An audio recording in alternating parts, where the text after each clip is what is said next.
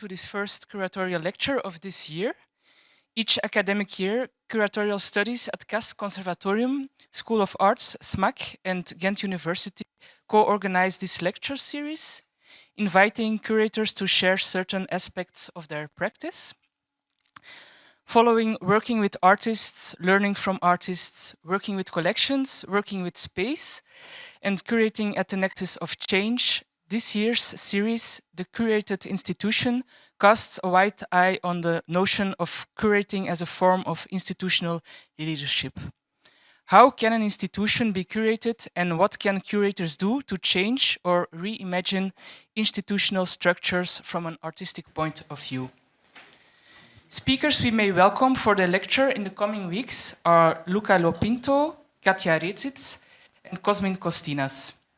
We are very happy to welcome Marie-Hélène Pereira tonight, who launches the Curated Institution series. Marie-Hélène curated or co-curated many international exhibitions, and very recently she co-curated Still Present, the 12th edition of the Berlin Biennale. In 2021, she was selected as one of the recipients of the ICI Curatorial Research Fellowship, a Marion Goodman Gallery initiative conceived by artist Steve McQueen in honor of the late Okwi Enwezor. But Marie-Hélène is also director of programs at Raw Material Company, and that is the main reason why we invited you tonight. Raw Material Company is a center for art, knowledge, and society based in Dakar, in Senegal. It's an Raw Material is a center for art, knowledge, and society based in Dakar. Sorry, and it's an initiative involved with curatorial practice, artistic education, residencies, knowledge production, and archiving of theory and criticism on art. Marie-Hélène, very welcome tonight. Thank you for being here. Thank you for sharing your thoughts tonight with us. And as we are very curious what you have to tell us and bring us your insights of your how you program at Dakar at Raw Material, it's my pleasure to give you the floor. Thank you very much, Lisha.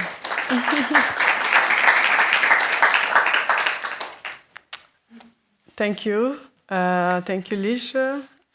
Thank you to the whole team at SMAC. Thank you for this invitation.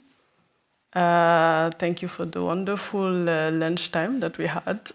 We started the conversation. That was really nice. It's a pleasure to be here, to be able to share the work that we do at RAW in Dakar.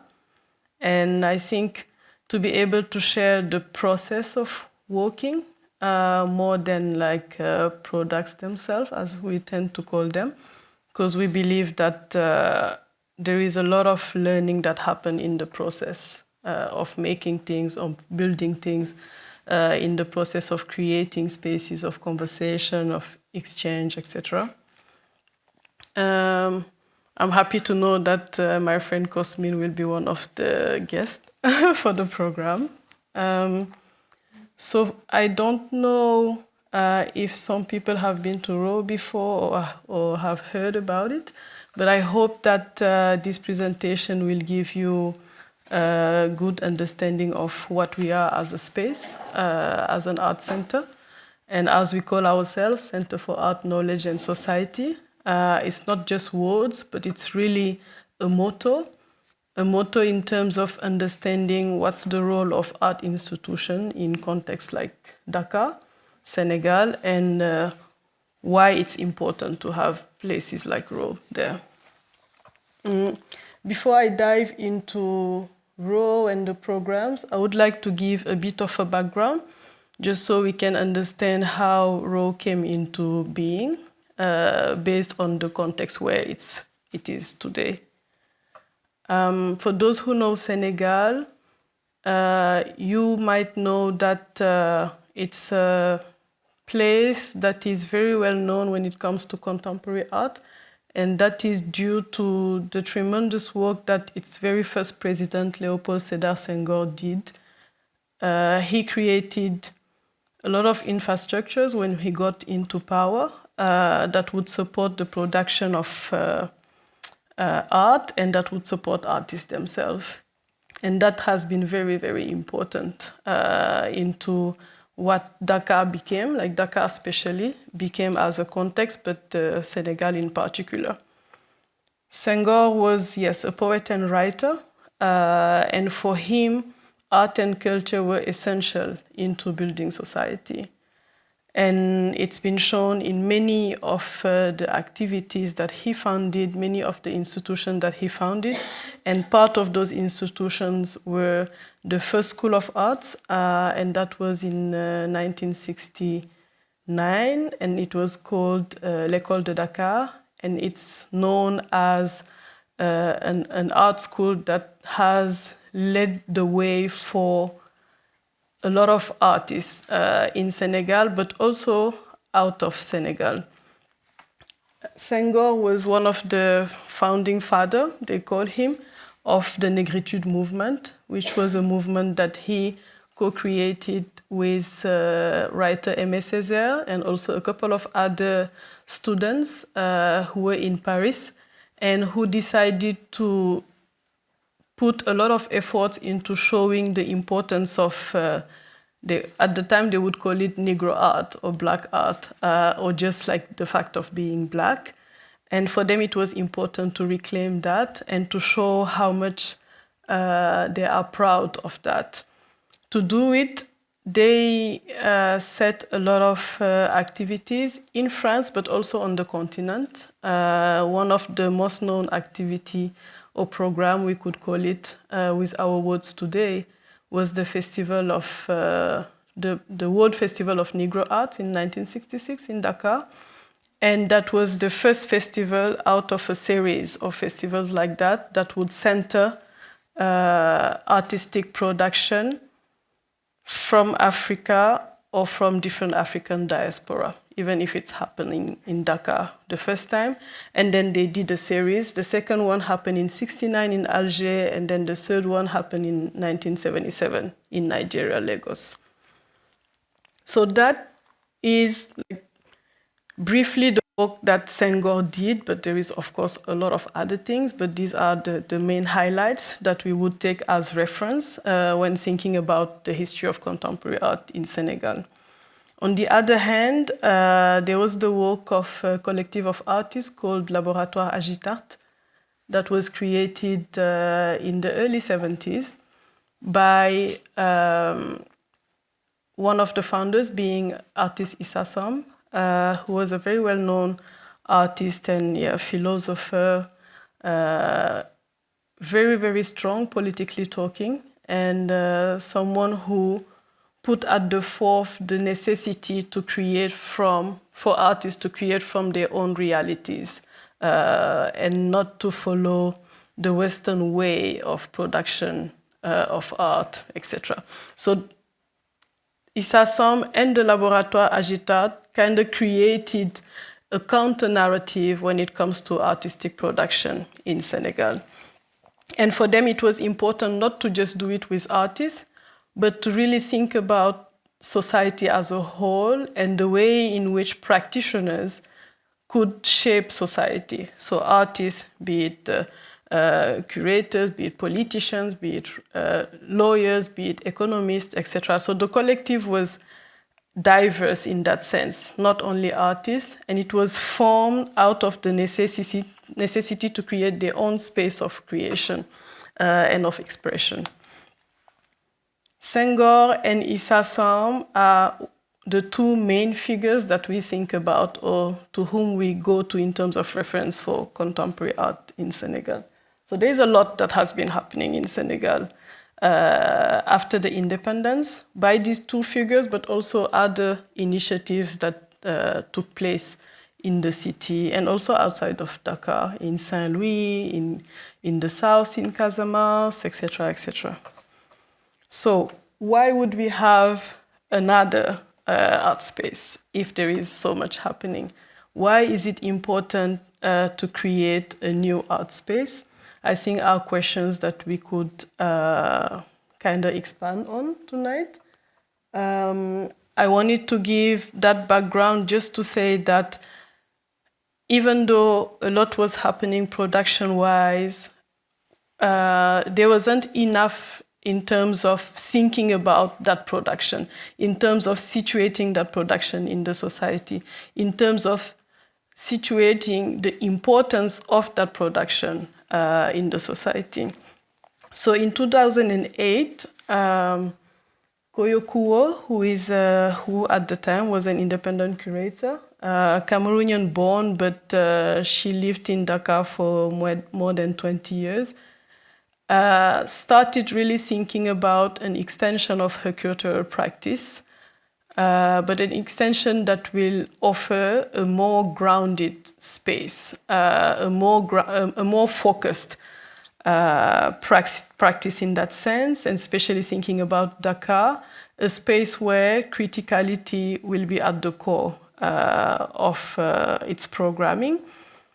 And for her, it was important that the center is not just an art center, but it is an art center that will reply on a constant basis to the needs of the context. So she established Raw Material Company in 2008 as an itinerant project first, and then it's 2011 that it was set as a physical art center in Dakar. So here on this picture you can see the building where we are now. We used to be in a previous building from 2011 to 2015. Because I started working at RAW with Koyo and other colleagues since the very beginning, that was 2011, of the space, and we started really operating like Center for Art Knowledge Society, so looking at intersection between those.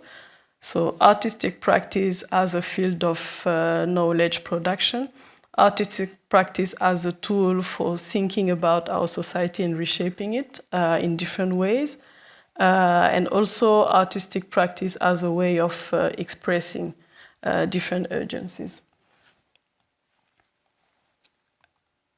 At the beginning, we already started with a resource center that we call Raw Base. We don't want to call it library, we want to call it resource center, because we believe it's not just a space of display of books, as we really work hard towards activating the resources that are there. So we have a set of programming that we make and that take the library or the resource center as a starting point into really thinking about different content, different themes, and how those themes could be translated into programs, be it discursive programs, be it film screening, be it reading room. There is something we call a reading room, which is like, it manifests like this, where a couple of resources that exist in the resource center are highlighted in the space and are accompanied by different public programs. It's a way of going deep into themes that we would select and trying to find a way to link it with different practices that exist in Dakar. On the screen, you see that publication with the hand that says Condition Report. It's a publication that, this one we did in 2012, because we publish also. And it's a publication that was done after we did the first symposium, Condition Report. Condition Report, it's a series of symposiums that we do every 2 years as a way of creating a space of exchange and really reflecting on the status of contemporary art and curatorial practice on the continent. And we do it together with colleagues from different places, different countries, who themselves have established art centers or are working in public art institutions. And together with them, we really think about the urgencies of our spaces. So here, for instance, it was important this was the year after RAW was established as a physical space. And so for us, it was important to think about this notion, this idea of building an art institution on the African continent, and what does it come with? So we explored this based on the necessity for this institution to be able to collaborate with public institutions and to create relationship and connections like that that will help a context as a whole. The necessity to really think about their financial model, knowing that independent art institutions can be very precarious because they function most of the time on funding basis, and they have like this constant need to seek for funding in order to keep existing. Even though they do, most of the time as we see it, they do very important work that really help different practitioners on the context, they still remain in the precarious like state, let's say. And for this year, in different parts of the continent, we had practitioners who were invited for this conversation. Another very important aspect of RAW since the beginning are the exhibitions. And also the exhibitions are spaces of expression. So here, for instance, we see an installation by artist Sach Oit that was called Say It Loud. And it's an exhibition in which, for this installation in particular, Sach was exploring the idea of the voice and also the way in which our knowledge or our ideas should be voiced properly and freely. For instance, here we have other exhibition kind of shots in the same biennale, Dan Perjovci, who we invited to come for residency.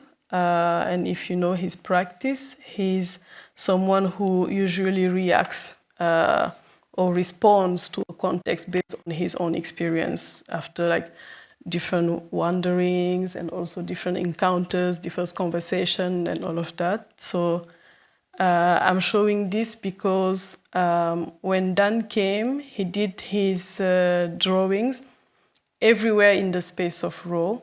And when you come to RAW, you'll see in the next pictures later, these drawings are still there, very present as messages that accompany the institution every day and whoever is coming in. And it actually became like a way to be in conversation with people who come in, because whoever comes can actually react on the wall. Share an idea, impression, etc. So it's all there since 2016 up until today. Another aspect of our work is a program of residency. Residencies that are mostly research-based.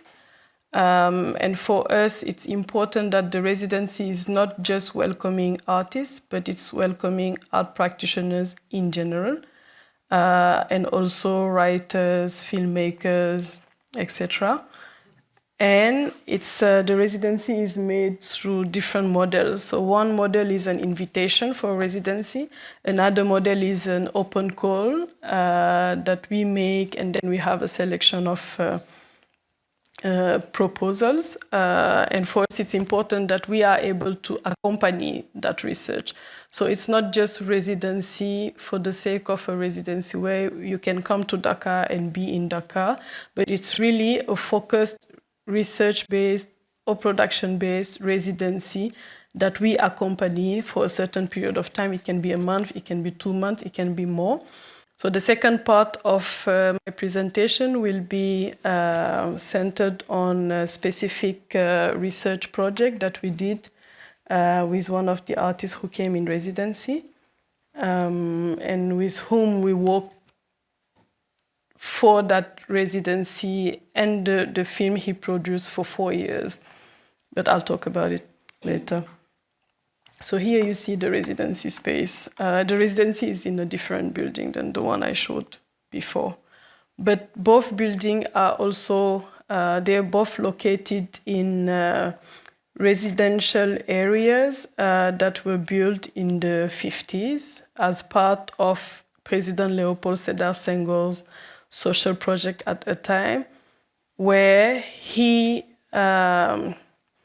supported the creation and the building of different neighborhoods around the city center of Dakar, to which he had a plan of having them built in order to also build communities. So like residential area with, like, for instance, a school, a library, a public library, a public garden, etc., etc. Not garden, a park, etc., etc. So, and those different residential areas, most of the time, they've been housed to a lot of political activism from the 60s onwards. And for us, it was important to establish a Center for Art, Knowledge and Society in those different places.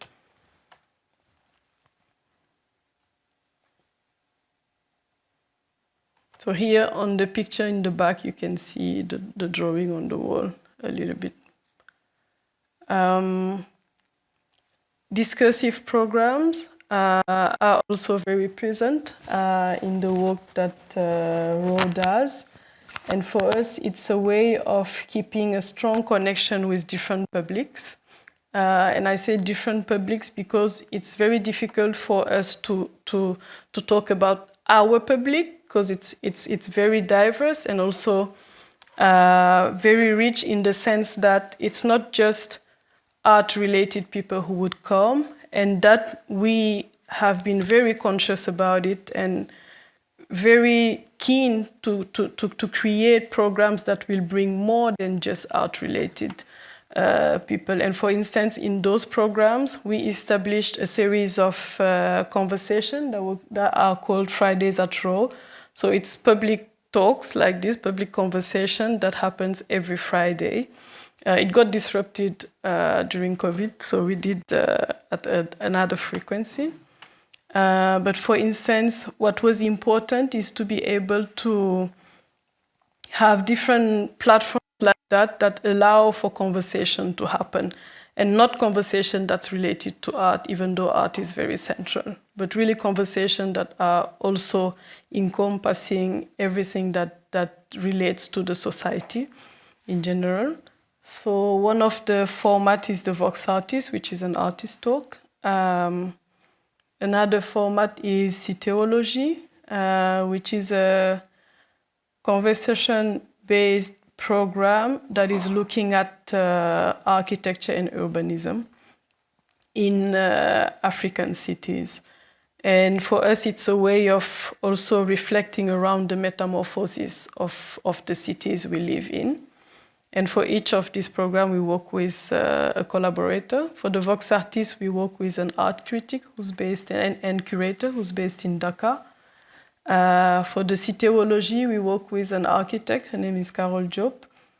And she's also an art practitioner. She has like a series of art talks that she organizes, and also a series of tours in the city of Dakar in different historical neighborhoods. The Raw Ciné Club, it's a ciné club, and Parlons Sénégalaiserie is a series of conversations that take the Senegalese society as a center. And the themes are, sorry, the themes can be political, economical, can be looking at social issues, can be looking at environmental issues. Really, the main idea is to look at what is happening now in the city, in the country. What are the urgencies? What are the conversations? How can we bring them in raw and create focus moments where we can go more into details, in depth with those conversations, just so it's not just one tweet not just one Facebook post, one Instagram, etc., but really a space where we can invite, okay, an economist to be in conversation with an artist, or a lawyer to be in conversation with a political activist, like those type of combination that create real conversation and reflection around the themes of the now. Oops. Sorry. So here I spoke about already. This is the third symposium that we did that's looking at art history in Africa, but really reflecting on the writing of art history in Africa and the fact that most of the written references of art history in Africa come from elsewhere. So for us, it was a call to reclaim that space of the rewriting of our own histories and to reclaim it together with colleagues whom we know are writing the history in their own practice now. And for this also there is a publication that you'll see that we did last year. I'm talking, but if you have questions, can you cut me and then we do conversation? If you have present and it's more interactive, I can also keep going, but it's always nicer like that, if you do. So I was saying before that we do publishing also as a very important way of archiving the work that we do, but also as extensions to different programs. So for instance, earlier we were talking about exhibition publications, for instance, which are to be differentiated from exhibition catalog, as we all know. And we really believe that having those publications are ways of also bringing ideas in when it comes to the themes that we are developing. And so for each exhibition, we have the publication that accompanies it, that is a series of conversation or writing in reflection, in more reflection about the theme that we are centering the exhibition on. We have also the green publication that's on the top left. An Ideal Library is the first publication that we made. It was in 2012. And we made it when we were in the process of building the resource center. So we had a beginning of content that was there, and that was the personal library of Koyo. And with that, we started the resource center, but it was important for us to be able to make it evolve. And to do that, we invited friends and colleagues from different parts, different geographies, to propose 3 items, we told them items, that they think should be in a library specialized in contemporary art. We said items, but we only received books and 1 film. But for us, we wanted to also see how people perceive a library or a resource center. And on the side, we built a whole section of the resource center that is a focus on African cinema, for instance, as a way of really thinking about the items in a resource center, so not just books. And so that book is a kind of survey, if you want, of different recommendations of mostly books for an ideal library. And all these publications were related either to an exhibition, either to a specific research that we did, either, for instance, on the line at the bottom, there is Body Talk, which is an exhibition that we did in collaboration with The Wheels here, curated by Koyo. I think it was in 2014, if I'm not mistaken. But the publication right after it, Word, is the monograph that we did of the artist Issa Sam, who's the one I spoke about earlier, the founder of the Laboratoire Agitart, the artist collective from the 70s. But all this information about the publication you can find online. Yeah, here you can see on art history in Africa. That's the one for the symposium. The two first one, Ibrahim Macham and Christian Daniel Witz, they were both exhibitions. So these are the publication of the exhibitions. The fourth one, L'École des Mutants, is also a publication from an exhibition that we did with a collective of two artists. Hamdin Khan, an artist, and Stéphane Verlet-Bottero, mostly a researcher. And they are doing this long-term research. The whole collaboration is around research that they are conducting on utopias of education in African nations, but they are extending it to different places in Asia, for instance. And for them, it's a way of really thinking about the idea of mutation and the way in which it was put at the forth at different moments by different visionaries, but most of them fell into some sort of utopia. And they're taking that as a starting point to really think about the fact that actually what was put at the forth back then is very valuable and we should revive it in a certain way. So they did the whole research in Dakar, looking at the University of Mutants that was created by Senghor as well in the early 70s, and looking at the way in which that university functioned at a time and how the university was really thinking about ideas of hierarchies, thinking about production of knowledge and circulation of knowledge within the African continent and beyond, thinking about translocal solidarities as well from what we call the Global South. Questions? No? No? No questions? Okay. Breathing out of school. I'll continue, then I'll come back to it later, just so you see how it came into being.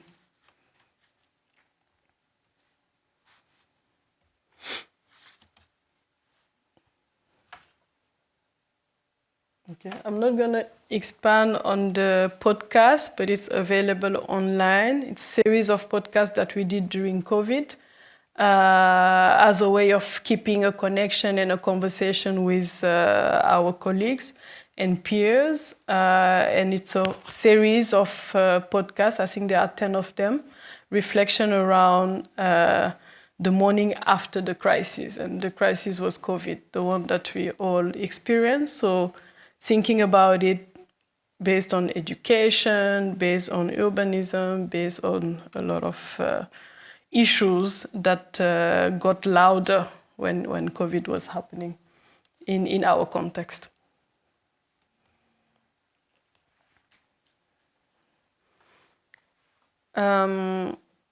So when we started RAW, the way in which it operated, we would say, was like a, let's say, regular art center with a sustained programming when it comes to exhibition making, a sustained programming when it comes to discursive programs and discourses, sustained program of residencies and also publishing. So we did that from 2011 to 2015. And in that process of doing it, we were also reading the necessities, or not necessities, the urgencies of the context and the needs of the context. And more we were convinced that we had to invest more time into education, into creating spaces of mutual learning, especially knowing that in Senegal there is no Department of Art History, for instance. There is an art school, but it's like strongly production based. There is no Department of Cultural Studies and all of that. So for us, it was important that we create a program that would, it's not that it kind of fills the gap in that sense, but it really creates another way of bringing resources or conversation or knowledge when it comes to curatorial practice. And we took a sabbatical in order to reflect more on the programming and to be able to develop this Raw Academy, which is a study program that we started in 2016 that takes shape as a 2-month-long residential program, conversational based. And each of those, we call them sessions, so each of those sessions, they take place in Dakar from either from March to May or from October to December. So 2 sessions a year. That's how we started in 2016. And for each of those sessions, we have a specific theme that we focus on. And on that specific theme, or based on that specific theme, we invite a colleague with whom we worked before, or with whom we know that our ideas of institution making or curatorial practice are aligned to direct it. So for each session, you have the team, the director. So you see on all these sessions, for instance, Hunger Incorporated, directed by Rasha Salti. And it's a 2-month-long, let's say, conversation that happens at Raw in Dakar, and that is open to what we call practitioners who are at an early stage of their practice. So most of the time it's practitioners who just graduated from, let's say, formal education and who are beginning a career of either being an artist or a curator, an art historian or writer. And for us, it's important that it's at that moment that the academy happens for them. So we do an open call, and from the open call, we make a selection of 10 for each of the sessions, 10 fellows.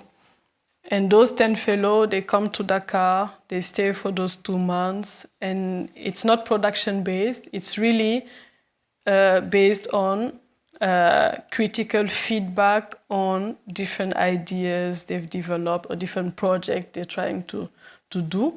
And for us, it's important that it's not production-based, just so they won't necessarily feel the pressure of having to produce something afterwards, but really be in the moment, be in the process of conversation around their own practice, but around also the theme that's been proposed.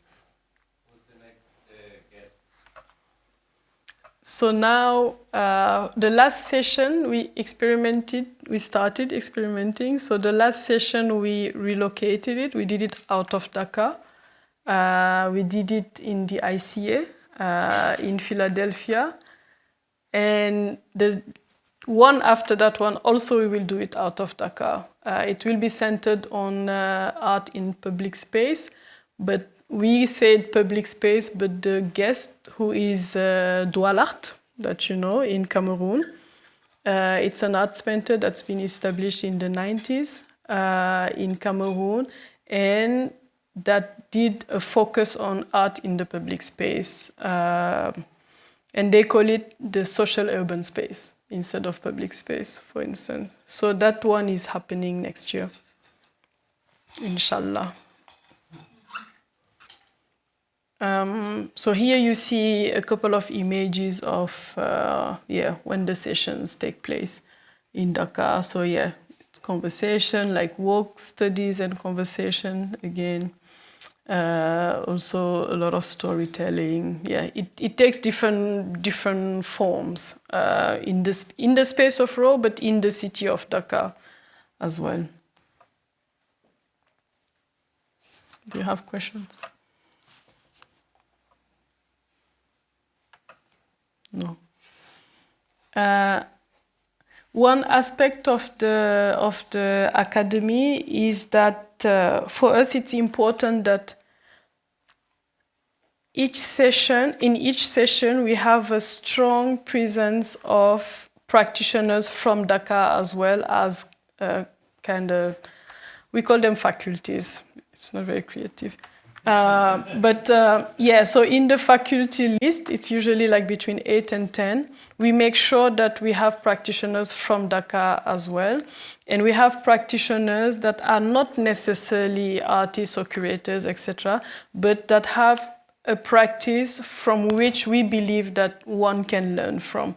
So it can be community-based, it can be for instance, Fatou Kandé Senghor, I mean, she's a filmmaker, but she's been a strong research on the hip-hop community in Senegal, for instance, the whole hip-hop scene, and she produced a series of film on that scene.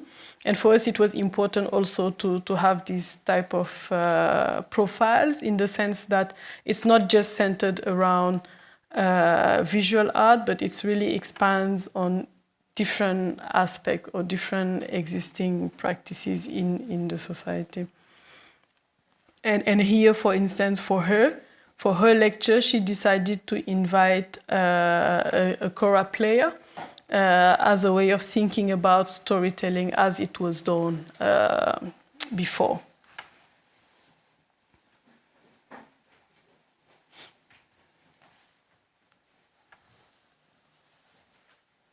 Okay, Parcours is a festival that we initiated in 2012, to which we invited all the art spaces in Dakar to come together and create a collective moment in celebration of the work that we do during a whole year.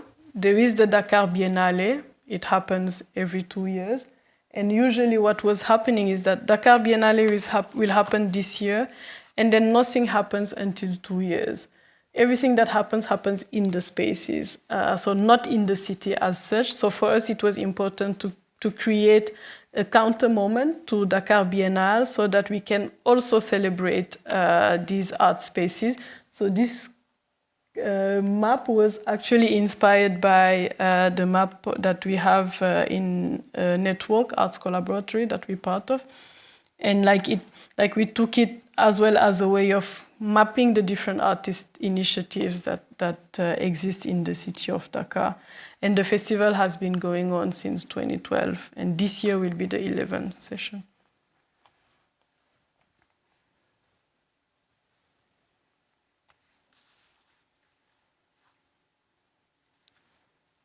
No questions. Before I go to the second part, I want to take time to highlight that all of this work is done by these people. We are a team of 11 strong women, very inspired, very engaged, very energetic, and I think it's very important to always see who is behind an institution, because most of the time we talk about an institution in a very abstract way. We did that, but we don't know who is the we. So this is the team of RAW, and I think it's important to always highlight them.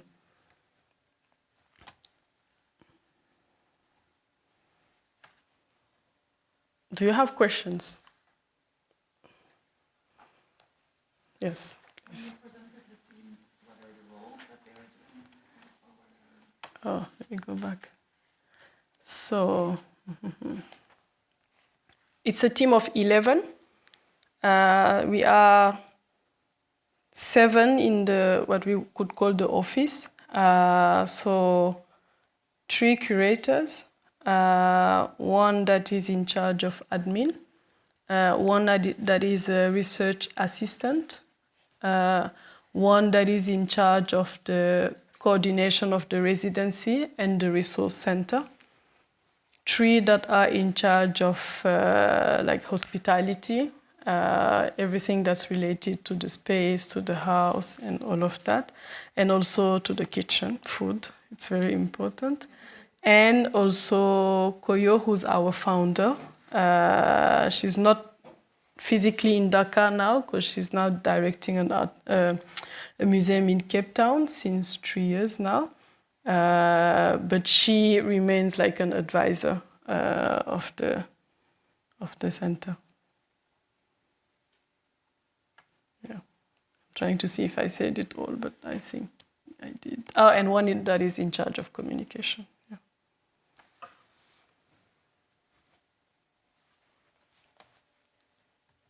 I know that you work on very different levels, at the very local level, then but also reach out internationally, and so you and you publish, you do the theoretical work, you do educational work. I find it a lot, but yeah, and that's I don't know where the question is going. Well, I don't know. That's not really a question, but this kind of a broad approach is pretty remarkable, I think. Thank you. Maybe I can't really see or place this the local. How would you describe really the impact on the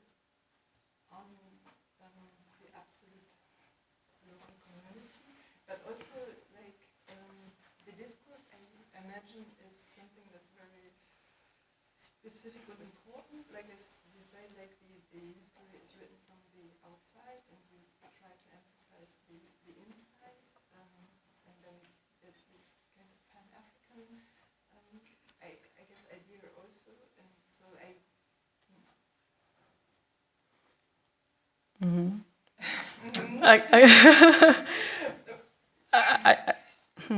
Okay, I got one question, maybe two.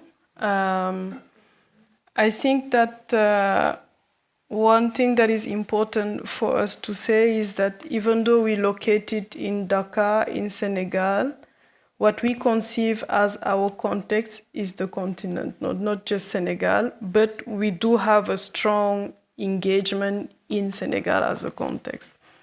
I don't know if it makes sense, but yeah.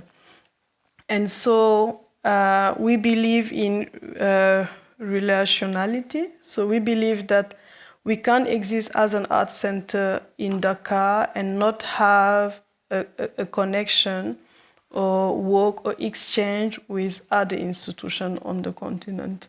Otherwise, we would be just working alone, we believe. And that's why, for instance, even in Dakar, it was important for us to create this space where the practitioners could come together. And that's the festival Parcours, for instance. And we didn't see the necessity to put it in discourse because it had to happen, actually. It had to be an experience. And I think it's been. On the other side, I think there will be an answer to your question in relation to the direct impact in Dakar in the second part, where, for instance, we took space and time and resources to work on a particular history of the Senegalese society, and we really went in depth into that research, that work, and worked with community members, the members of that community.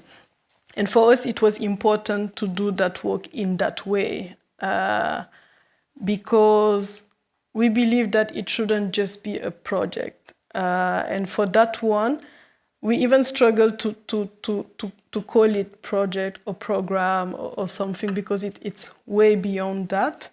But we do see it as a way of contributing to missing histories or silent stories or erased stories in that sense. And for us, that's very important. And it's take the time that it takes, but it's important that the process goes, long. If it's long, it's long. If it's short, it's short. But it should happen in its own process.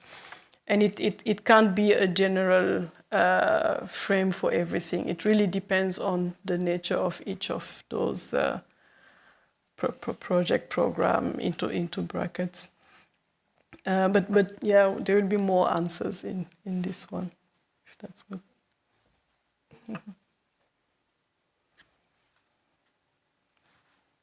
Do you have another question? Yeah.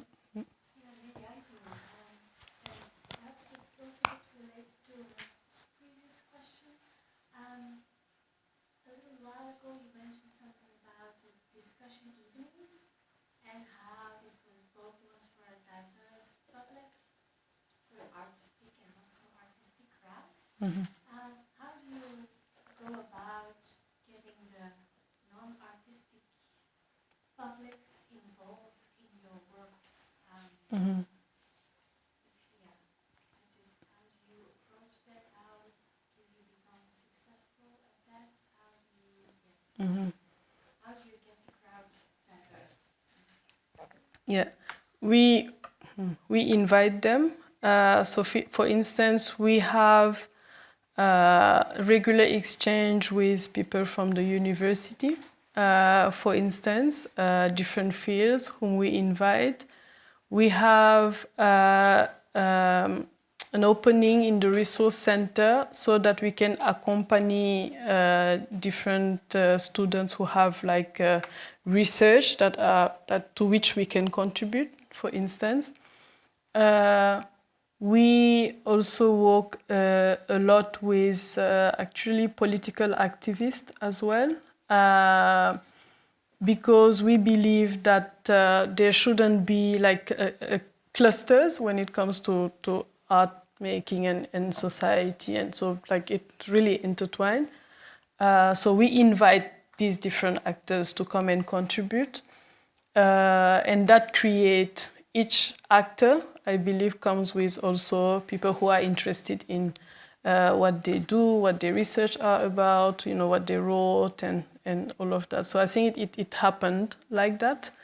And also, we try our best not to keep it all to just artistic practice, because like it, in different societies, and especially societies like Senegal, it quickly becomes very elitist, because a lot of people are not connected to art, like at least contemporary art. And so for us, it's important to also, you know, be in conversation in different ways. Yes, yes, yes. What kind of output do you then get from the sessions? Because you say you don't want to focus on artistic practice, and you've seen some publications that came out of the symposia and from the academy, but what kind of other things do you organize? Do you organize exhibitions, or is it just publications on your talks, or is there more to it? Yeah, we organize exhibitions, yes. We have the publications, we have the public programs, and they're all available online. So we try to make them available for people who also are not there physically. The podcast series as well. Yeah. So the people who are not in the artistic process, like how do they come? Like what do you present from their side of it? They come to the talks. Yeah, they would come to the conversations. They would follow. For instance, one of the publication was not art, like it was like really looking at a different, like a particular period in the political history of Senegal, for instance. And this is 2012. And it was done based on that moment, and also the role of photography in that. But it's not just photography, like photographic. It's not just images in the publication, but also reflection around that whole period, and also the conditions of the moment that created that in 2012. I'm trying to see if I have other example out of publication. There is, for instance, RO is also home to. We collaborate a lot with colleagues of ours who are based in South Africa. They're called Chimurenga, and they also publish a lot, and it's mostly looking at politics, society, and your different ways of creating or recreating society. So those publications, we have them at Raw, so people can access those. And also different other programs that are not just... and when I say it's not just art related, it doesn't mean that it's not important. Like, it's important, but it's important among other things that are important as well when we look at the society.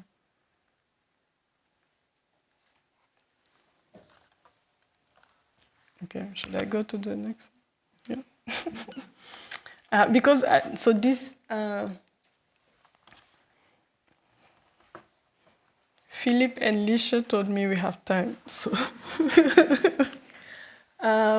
so this work, so that I don't call it project, it's a work that we did with artist Tuan Andrew Nguyen, who is a Vietnamese artist who works with video, sculpture, installation, who approached us because he wanted to come to Dakar for residency, during which he would do research on the Vietnamese Senegalese community in Senegal.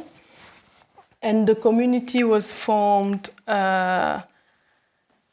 during colonial time, where France used to create troops in different French colonies on the continent, and also they did it in Asia, etc. But in Senegal, they created troops that were people who were sent to different wars, but specifically to the Indochina War as well.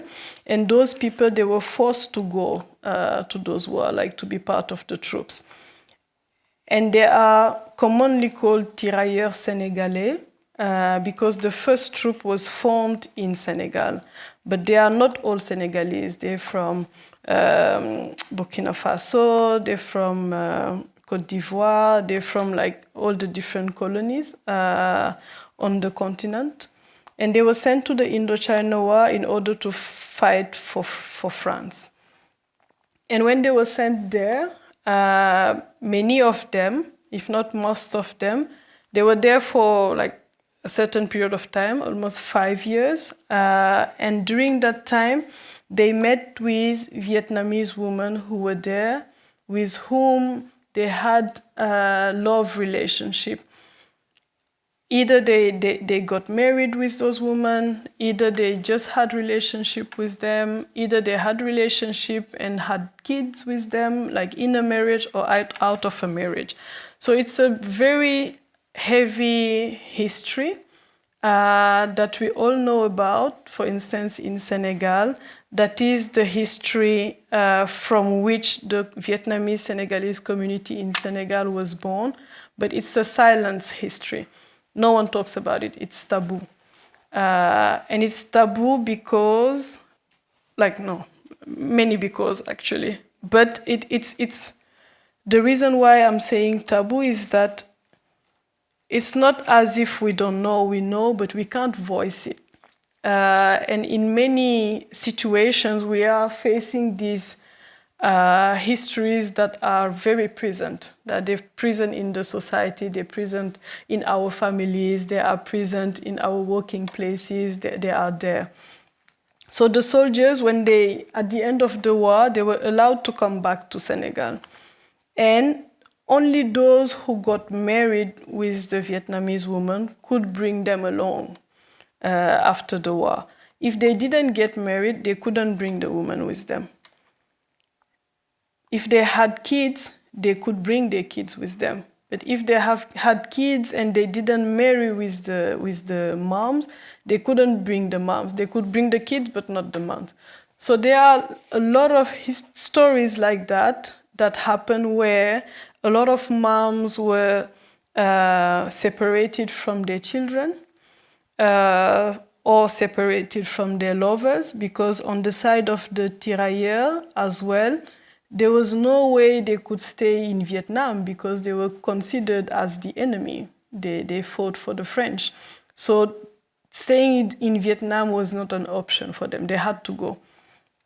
And some of them, we believe, left Vietnam, Indochina at the time, when came back to Senegal, and they might have left kids there with the mom. So a lot of stories like this, and also stories where soldiers brought kids that were not their kids, but they wanted to save them. They didn't want to leave them there.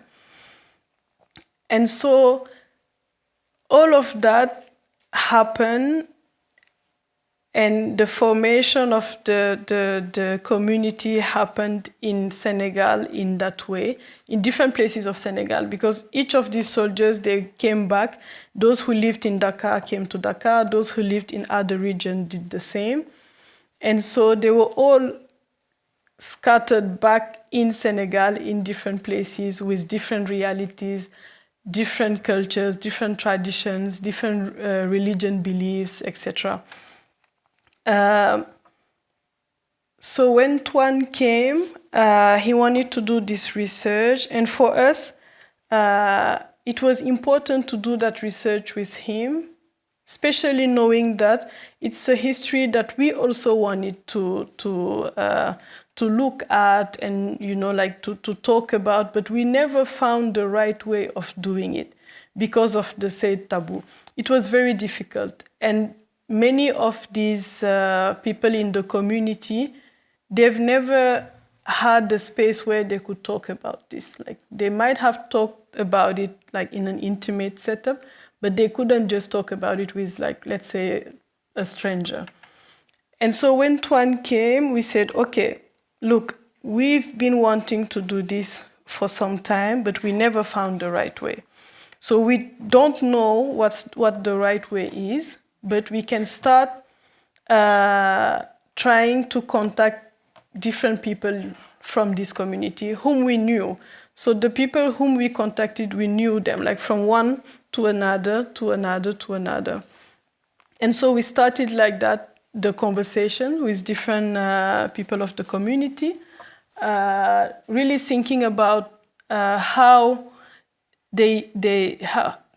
how they've experienced this, how they've experienced being seen as different in a society that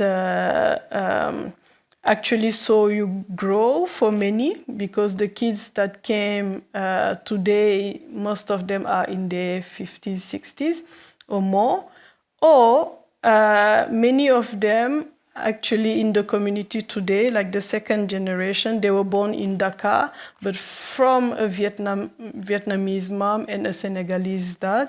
And many of them were not told what happened as such, like it's been taboo for many, like even in their own families. And so how do you get to talk about this if it's even taboo in the family itself? So like there's been a lot of realities in that sense that were present in this. And for us, what was important is to really look at the way in which colonization operated in our societies, because we talk about it, we write about it, we read about it, but we don't often see ourselves in situations where we have it present here. And especially here, knowing that we're talking about a society as a whole. It can be a whole, but it can be also very particular in different ways. So really looking at the social fabric and the way in which the social fabric itself has been transformed because of colonization. And so we met with one person, another one person who took us to the mom that actually came from Vietnam.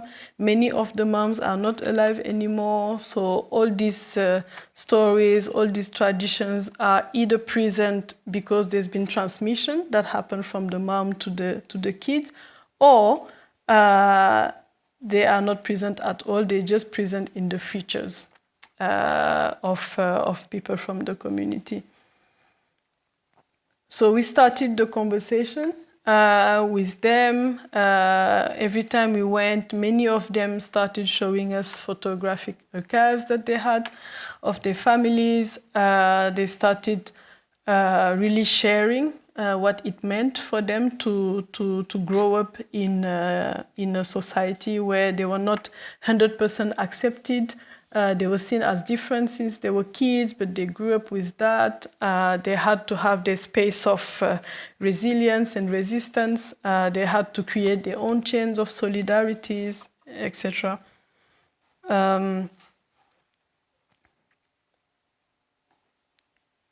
Yeah, and also I think many of them also, they were comforted by the fact that a part of Vietnam is coming to them. So there was that as well. They recognized themselves into the artist. And that was, we were like, oh, wow, oh, okay. and also, not only that, but they also, many of them were very nostalgic because they've been hearing about different stories of Vietnam from their moms, in different storytelling aspects, situations and all of that, but they never got a chance to go and know that part of themselves. Some of them went as a kind of pilgrimage, like really returning to a land that is a land where you are from, and others never had the opportunity. And many of them didn't have the opportunity because they didn't have the finances that were needed to be able to do the trip to Vietnam. So many stories like that came up. Here, for instance, this is her name is Lily Bayumi. Lily's story was very, very sad because she lost her parents during the war, but she was rescued by one of the soldiers. He went to the battlefield as soldiers. What they would do after the battle, they would go and they go to take their peers' bodies who were killed in the fight. And so they went back, and at some point they were hearing a baby that was crying. And the head of the troop, he was like, no, I'm going to go and see. And then he went and he found her like in her mom's hands, like this. So he took her. The mom was shot, so he took her and he took her back to the center where they have to go back with all the bodies. And he said that he would like to adopt her if it's possible. And they went through a process of adoption, and they granted him the possibility to adopt Lily. So he took Lily back to Senegal when she was a kid. And he himself married a Vietnamese woman, but they didn't have children at the time. When they came to Dakar, they never told Lily that she was adopted. She only found out when the dad passed away and the mom was very old. She started looking into the documents of the parents, and then she saw like papers that shown her that she was adopted, for instance. But then in Senegal, her parents got other children. So she is today in Senegal with her siblings, with whom she grew up with, but they have different stories, for instance. So we did one part that was mostly like the meeting with the communities and talking with them and hearing their stories and really hearing also how they would like to tell these stories. Because for Tuan, what was important is that if he makes a film, it has to be made together with the community. So he invited a couple of them to write the stories they would like to tell, the way in which they would like to tell it. And he also invited them to act in the film. And so what happened is that many of them wrote the stories as it was told to them, but others wrote stories or letters that they would have, so in the stories, these are conversations that they would have loved to have. So the conversation that never happened, like they really would have loved to have it. So there is a fictional part in the film that is a fiction based on the desire of conversation, the desire of exchanging about this, the desire of knowing, the desire of the word that were written by members of the community. Okay, so here we see different moments of the filming. The Lily, the one with the pink, is the one who was on the ID card as well. And this is her cousin, actually.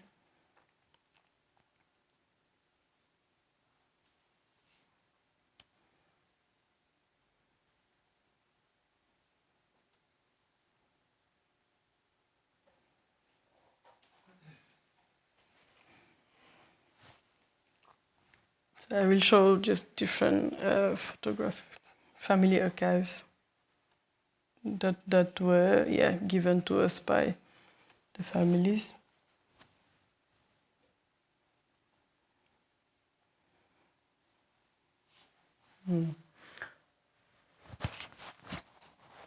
So this is an invitation card. So this is when we showed the work in Dakar. The work was commissioned by Sharjah Biennale to Tuan. So he showed it in 2019. And we were planning to show it in 2020 because we wanted to wait for the Biennale. That's a moment where it would be like seen the most and also a moment of celebration for the community. But then COVID happened, so we showed it only at this Biennale this year in Dakar.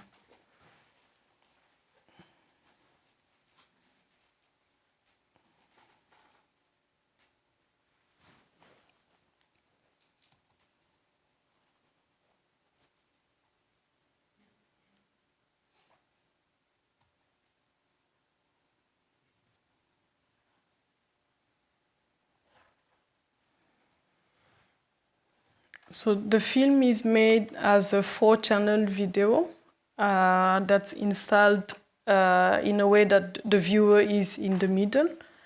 And for Tuan, it was important to show it like that as a way of highlighting the way in which memory is fragmented. So these are fragments of stories that are put together in one film. And for him, it was important to do it like that in order to highlight different stories. For us to show the film, it was important that it's not just the film that is shown for the exhibition, but we wanted to mirror it with photographic archives from the families. So we asked the families if they would like to lend us photographies that they have that we could also show as part of the exhibition, and they did.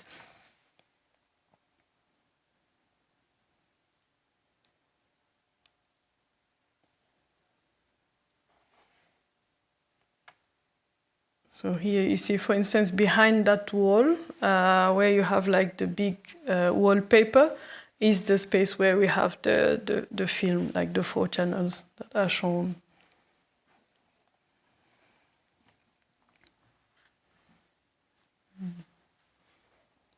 Here we have a couple of images of the opening ceremony that we did of the exhibition at Raw, and also here thanking the community members and themselves talking about the process of it.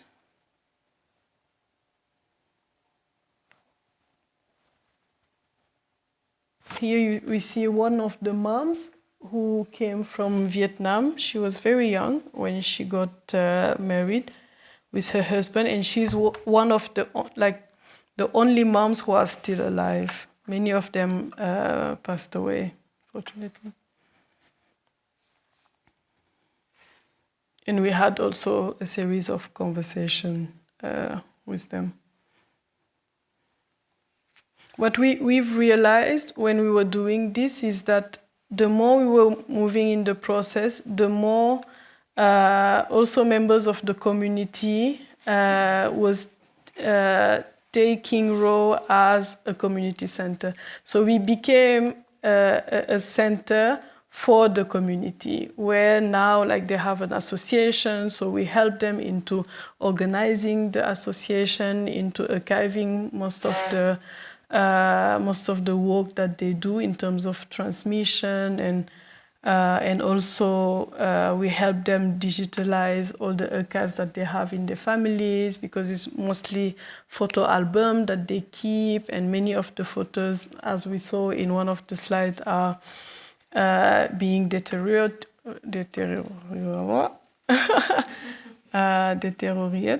Yeah. And for us, it was important to be able to help in that sense. So we are doing that, and we are still in the process of doing that. Do you have question? Okay. Yes, please. Wherever. Were there family members reunited during the project? No, not during the project, but before. Not during the project, but before. What happened though is that some community members got known when we started the research project, and they didn't know about them because they were not in Dakar. Dakar is the capital, but they were outside of Dakar, and most of the time, all the members of the community that are outside of Dakar, they are not close enough with the rest of the community that's in Dakar. So those who are in Dakar, they know each other more and all of that. But once we started doing, like meeting them, we were told that, okay, there is this family that's in Fatick, it's another region, and that's in that region. So we reached out to them as well, and some of them came. Some of them couldn't, but some of them came. So they knew each other, they got closer, but they're not necessarily from the same family. First of all, congratulations. It's an incredible project. I really like it. Really thought. I think it's really active. I wanted to ask you, what is your role? Could you express like what's your role as facilitator in this way? Because I mean, you provided context, but you are mediating with other people and getting to know the people. So these, and also how are you moving on in the process now after the movie has been presented? What's going to happen then? I think our role in this is to be able to tell these stories and to be able to say that, okay, we have all these instances of education, but they are not teaching us what they should teach us. And for us, that was important, because this history, a lot of people don't know it. And they are in Dakar, they are in Senegal, and it's not taught at all when we think about the history of Senegal, the history of colonization and all of that. So for us, it's important that we contribute in that way, really bringing light to stories that are untold or erased, if you want to put it like that.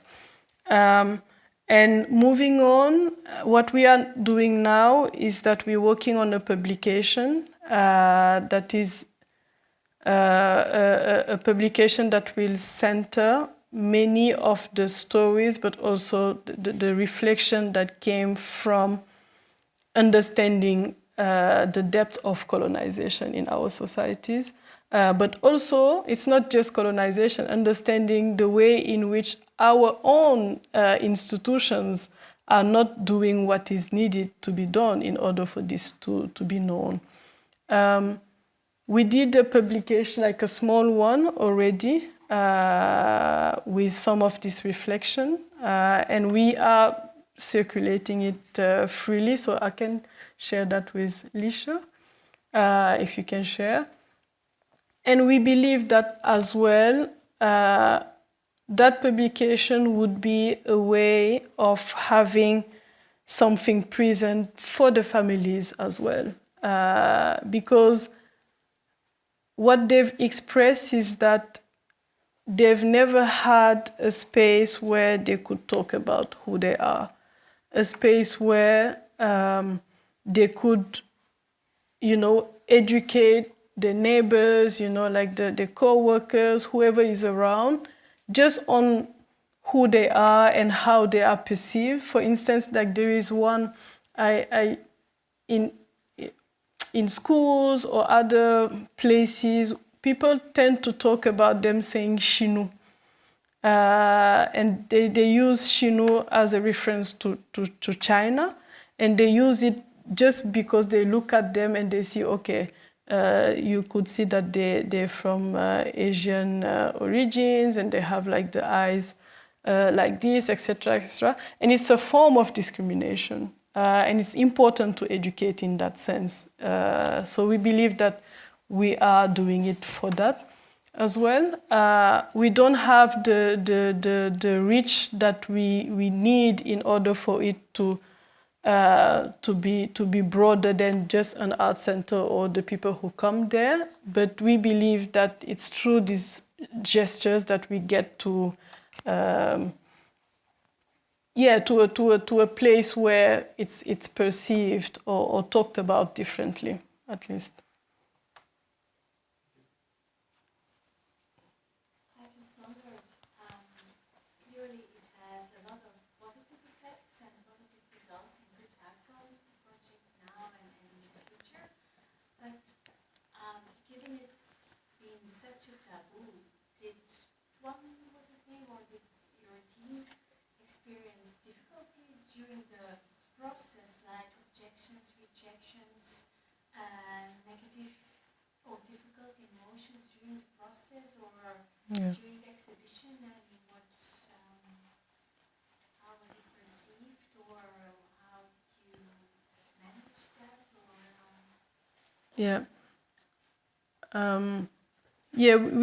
We met with people from the community, for instance, who didn't want to talk about it. And we spoke with some who didn't want to meet because it's been very difficult for them. So we respected that. We didn't push it. We showed the film in Dakar, and we saw a lot of emotion that came from the people who saw it. And who saw it and who felt also guilty because they didn't know. We also talked to people who came. I mean, we have a lot of French representatives who came, for instance, and they saw it and they said they didn't know, for instance. So like there's been like a lot of experiences in that sense, to which we said, okay, this is the situation, but we had no, like, there was nothing we could do in the moment. So we just let the film speak for itself, or the exhibition speak for itself.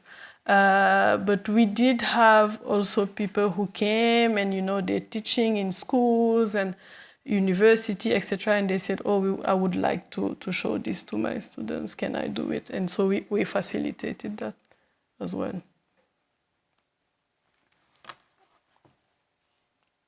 I was planning to show you the film, and it's getting late. Do you? It's 28 minutes. It's not long. I don't know if it's okay to show it, or.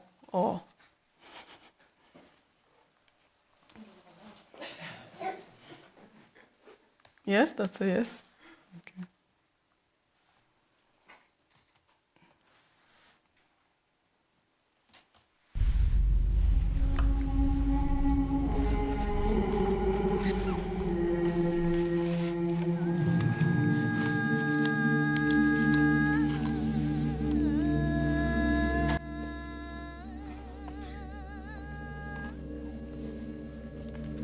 Cette lettre a été écrite le 12 mars 1956.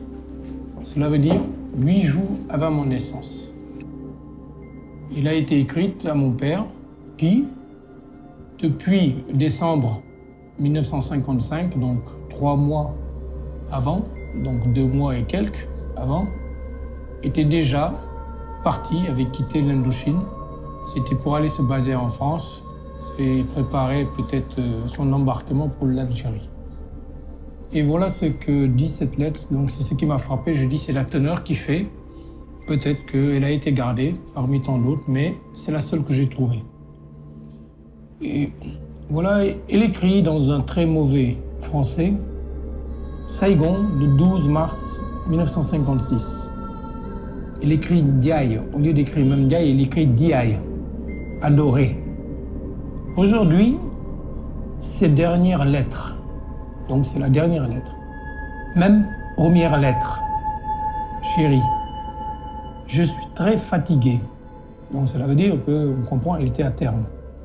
Mais moi, contente, écrire longue lettre pour donner à toi, Ndiaye. Tu es sans moi, bientôt. Mais je crois que tu n'as pas oublié, moi, avec ton gosse. Tu connais même pas. Figure. Ça veut dire que tu n'as même pas encore vu le visage de ton enfant. Ndiaye, tu crois bien à moi. Tu me crois bien? Moi, m'en fous ma vie. Donc je m'en fous de ma vie. Pour occuper ton gosse. Donc, je m'en fous de ma vie. Tout ce que je ferai, c'est m'occuper de ton gosse. C'est ce qu'elle veut dire. Après, tu verras bien, toi, ton gosse, venir grand et fort toujours. Moi, j'attends juste le jour. Trouvez-toi encore. Ça veut dire que j'espère toujours ce jour et j'attends le jour où je te reverrai. Croire une fois, c'est tout. Te voir une fois, c'est tout. Chérie, tu es loin d'Indochine, mais moi, je pense même, je pense à toi toujours ici. Je crois que c'est comme si tu étais avec moi. Je pense, toi toujours ici avec moi. Parce que je t'aime beaucoup, chérie. Maintenant, moi, pas moyen de parler beaucoup. Je n'ai pas les moyens de parler beaucoup. Mais j'ai tout mon cœur déchiré. Peut-être tu connais ton chéri. Peut-être tu sais. Tu partis, tu fais donner grands souvenirs, même difficiles. Tu m'as donné un grand souvenir, même si c'est difficile. Mais je suis content quand tu oublies ton gosse. Je sais que quand tu oublies ton gosse, tu m'as oublié. Mais si tu n'as pas oublié ton gosse, tu ne m'oublies pas. Chérie, mon cœur, depuis toujours, est toujours avec toi. Tu es toujours fâché. Maintenant, plus fâché parce que tu es parti. Ndiaye, il faut que tu gardes bien les nouvelles chaque fois que j'ai envoyé. Moi aussi. Il faut te donner les nouvelles toujours pour moi. Chérie, tu n'as pas laissé moi avec ton gosse, malheureusement, Indochine. Je pleure beaucoup, j'ai peur beaucoup, j'ai beaucoup peur, mais peut-être non, peut-être il n'y a pas de quoi. Donc c'est ce qu'elle voulait dire en réalité.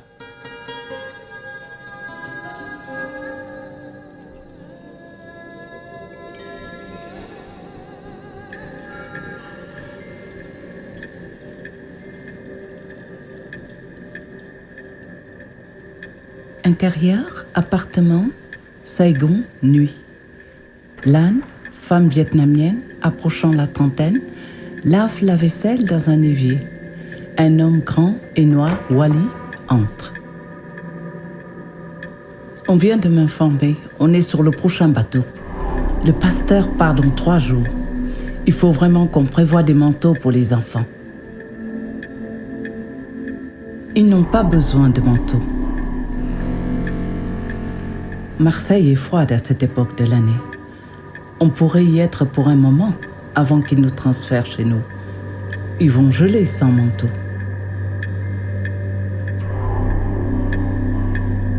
Les enfants ne gèleront pas à Saigon, c'est ici, chez nous. On ne va pas recommencer.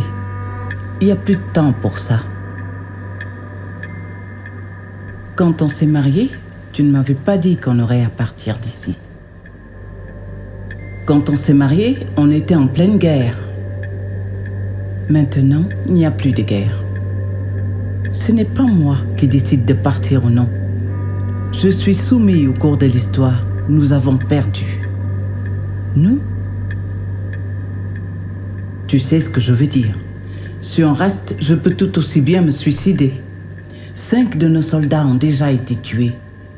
Je ne peux pas sortir dans la rue sans entendre un haut-parleur ou voir des banderoles pour me rappeler que je ne suis pas le bienvenu ici. Et j'ai des ordres. Rester ici fera de moi un traître. Alors c'est moi que tu préfères trahir. Toi et moi appartenons au même camp, l'âne, celui des assujettis. Et nous ne contrôlons rien de ce qui nous arrive. Mais nous pouvons faire le choix d'être ensemble. Et tu dois me suivre. Même si la guerre est finie, le Français maintient son emprise sur la Vietnamienne sans défense. Le Français? Ne me fais pas rire. Je ne suis Français que quand ils ont besoin de corps pour arrêter les balles. Et noir le reste du temps. Ne m'appelle plus Taïdin, s'il te plaît. Taïdin, c'est juste un occidental à la peau noire. Je ne suis pas un occidental.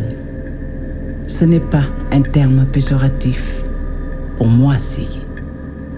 Pas comme les mots que vous utilisez, vous, et les Français blancs, pour parler des filles ici. C'est toi qui veux aller à Marseille. C'est pas l'Occident, ça, peut-être. Notre destination finale, c'est Dakar. Ma famille est là-bas. Ils nous aideront en attendant que je sois affectée. Et moi, quelle sera ma place au Sénégal? Tu seras ma femme. Tu es ma femme. Ou bien une de tes femmes. Qu'est-ce que tu essayes de dire exactement? Ma religion m'autorise plusieurs mariages. Elle n'en fait pas une obligation. Ce n'était pas non plus une obligation pour ces soldats qui sont retournés et ont épousé d'autres femmes. Qu'est-ce que je deviendrai dans ce cas-là? Je ne sais pas quoi te dire. Tu dois me faire un peu plus confiance après 6 ans de mariage et 3 enfants. Tu crois que c'était facile pour moi d'élever ces enfants seuls? Tu étais constamment parti dans tes missions. J'imagine ce que ça peut donner dans un endroit complètement inconnu. Et ta famille, elle, accueillerait à bras ouverts cette femme vietnamienne ramenée des aventures d'un soldat et ses enfants métis? Durant tes absences, je n'aurais personne vers qui me tourner. On s'adapte. Ils s'adapteront. Tout le monde doit s'adapter à un moment ou à un autre. Ça vaut aussi pour toi. Je ne changerai rien à ce que je suis. Personne ne te demande de changer. Tu ne penses quand même pas que ta vie actuelle sera sans conséquence sur ton avenir, ici, seul, à Saigon? Et comment es-tu sûr que tu n'auras pas de regret d'être resté en arrière? Tu n'es pas seul dans cette histoire. Il faut que tu penses aux enfants. Tu penses qu'ils n'auront pas de difficultés là-bas? Par quel nom on va les appeler? Je sais assumer les choses quand ça ne concerne que moi. C'est pour ceux que j'aime que j'ai peur. Pourquoi as-tu toujours peur? La peur, c'est un luxe là maintenant. Le Vietnam sera perdu à jamais pour moi et mes enfants. Ici, ils pourraient perdre la vie. Les enfants noirs de l'armée française, ils ne seront pas en sécurité. Quoi qu'il arrive, mes enfants partiront d'ici. Jamais je ne me séparerai de mes enfants.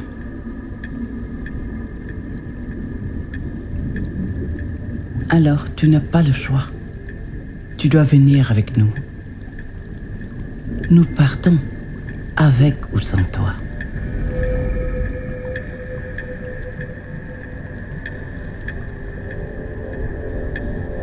Peux-tu me promettre qu'on reviendra un jour?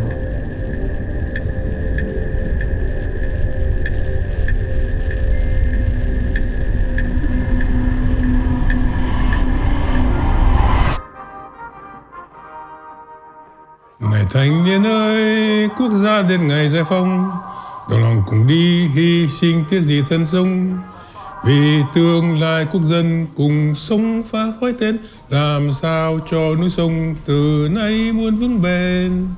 Dù cho phơi thây trên gươm dao, thù nước lên mau đào đám bao, loài rông lúc biên cũng cần phải nguy. Đoàn thanh niên ta cứ rèn chống chí, hùng tráng quyết chiến đấu và sao khắp nơi, vang tiếng người nước Nam cho đến muôn đời.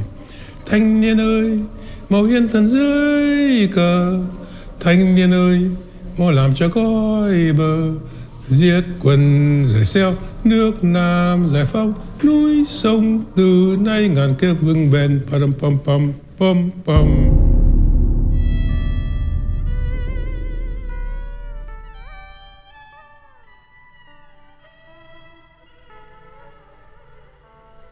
Intérieur, bureau, Dakar, jour.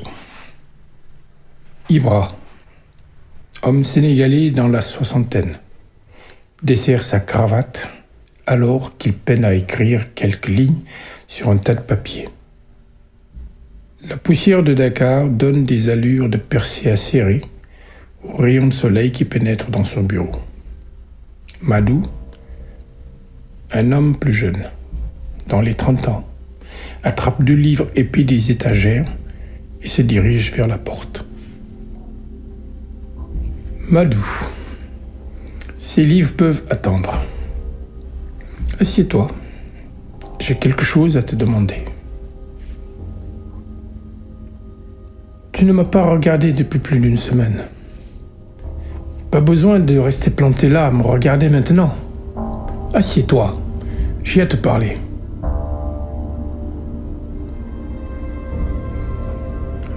Je vous écoute. Ce bébé avec ta fiancée. Bébé? Il a déjà 2 ans. J'aimerais la voir. Personne ne vous empêche de voir votre petite fille. Sais-tu que ta fiancée est d'une famille de caste inférieure? C'est ça le problème? C'est de ça dont vous vouliez me parler. On ne peut jamais faire confiance à des forgerons. C'est vous qui parlez de confiance. Pourquoi ont-ils accepté que tu lui donnes ces noms? Quel nom? Le nom de ta fille.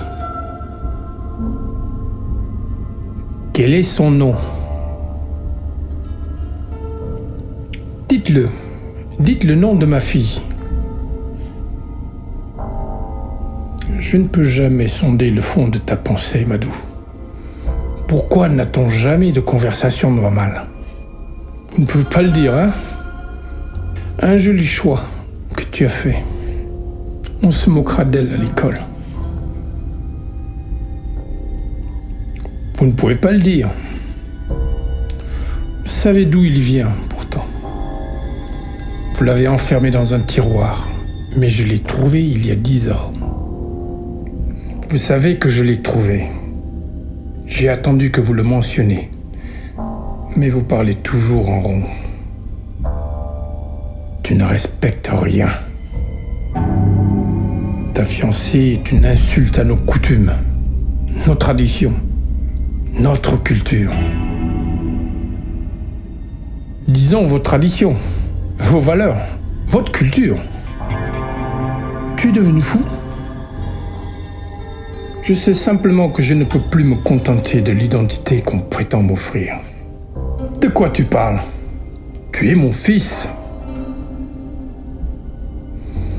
Je suis le fils de ma mère aussi.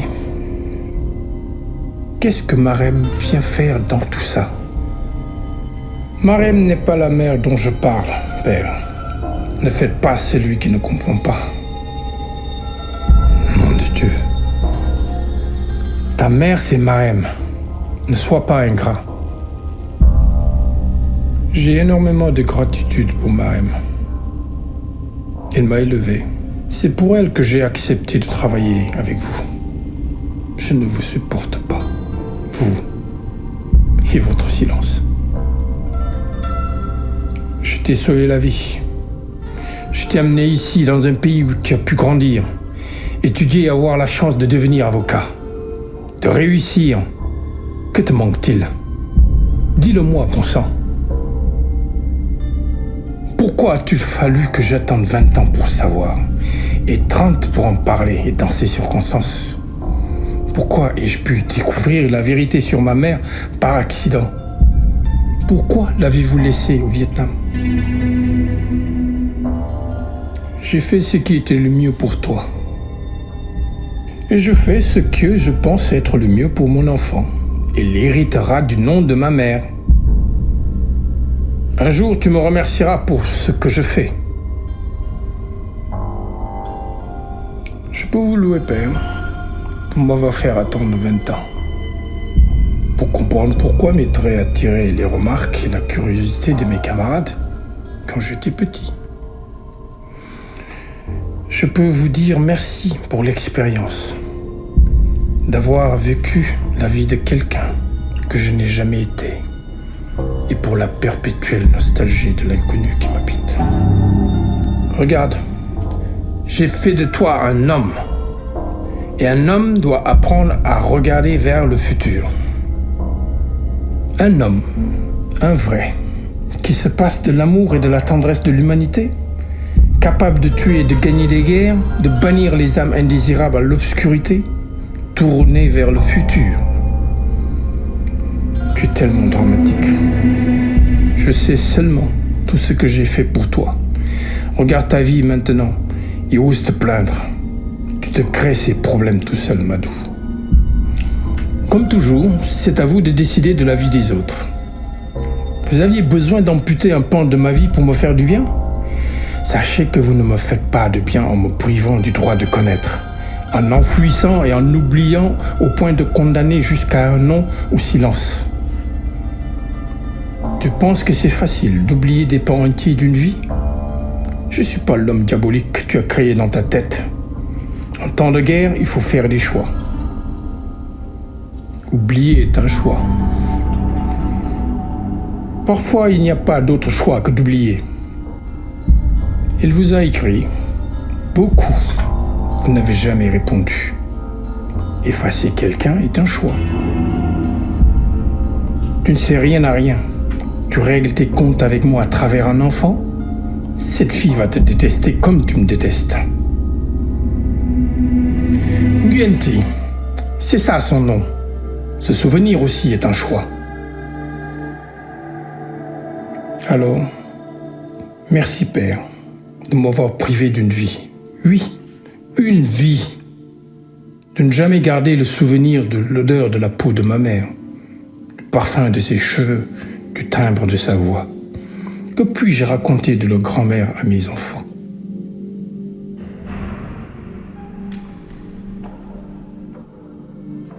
Il se fait tard, Père. C'est l'heure de vos prières. Et je dois me lever tôt demain, j'ai audience. Bonne nuit.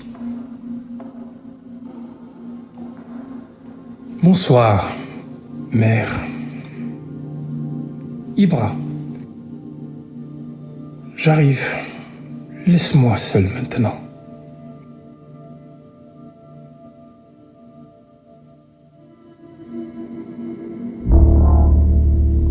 À ma petite fille Nguyen-Thi, je te lègue la bague de ta grand-mère.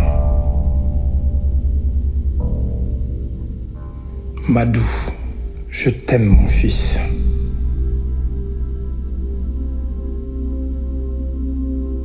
À mon adorable et vénérable père, que j'aime au point de ne pouvoir pardonner,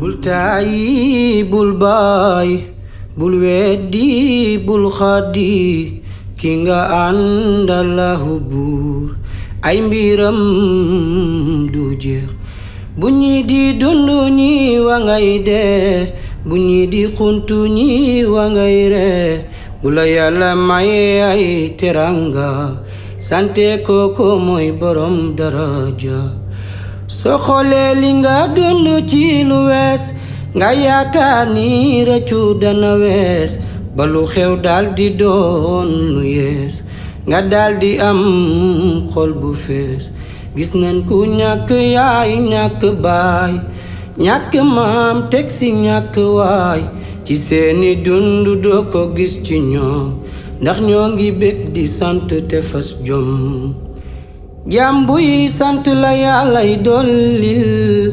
jaam buy tuub la yàllay jéggal jaam buy muñ la yàllay jox ndam jaam buy ami teggin la yàllay jox barke